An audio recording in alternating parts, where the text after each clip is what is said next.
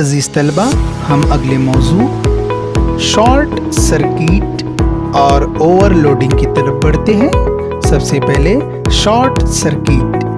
अगर एक खुला हुआ ज़ीरो तार, फेस वायर खुले हुए मुतदिल तार न्यूट्रल वायर से आपस में मिल जाए या दोनों खुले हुए तार एक दूसरे के बहुत करीब आ जाए तो बरक़ी दौर की मज़हमत कम हो जाती है और इसमें बहुत ऊंची कद्र की बरक़ी रौ बहती है। इस हालत को शॉर्ट सर्किट कहते हैं। शॉर्ट सर्किट होने के दौरान कसीर मिक़दार में हरारत पैदा होती है।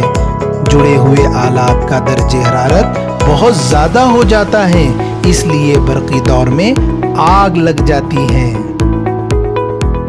ओवरलोडिंग।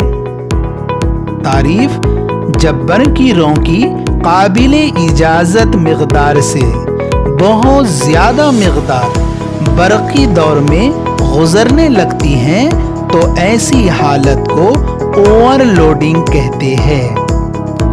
जब बहुत ज़्यादा बरक़ी ताकत इस्तेमाल करने वाले आलात जैसे गीज़र, हीटर, मोटर, बरक़ी चूल्हा वगैरह बैक वक्त इस्तेमाल किया जाए तो बरक़ी दौर में ओवरलोडिंग की कैफियत होती है, जिसके सबब आग लग सकती है। बरक़ी दौर में ज़्यादा बरक़ी ताकत इस्तेमाल करने वाले आलात को एक साथ ना जोड़ते हुए ओवरलोडिंग को टाला जा सकता है।